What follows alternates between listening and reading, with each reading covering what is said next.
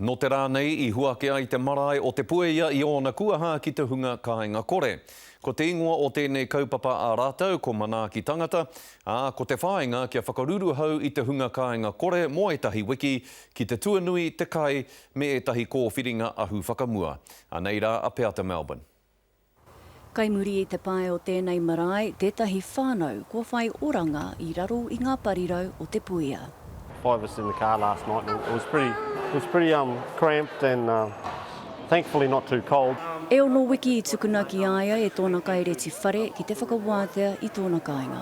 We tried every avenue and we just unfortunately couldn't get a house. It seems like beneficiaries are discriminated against a bit these days.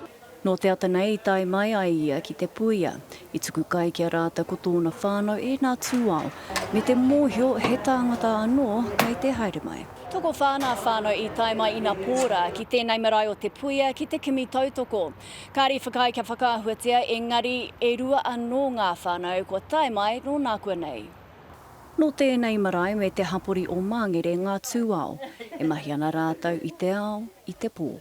Here's one of our ladies, Auntie Sarah, who's here 24/7, 7 days a week, preparing kai for our people that are coming through those doors and are hungry and needing a nice hot kai.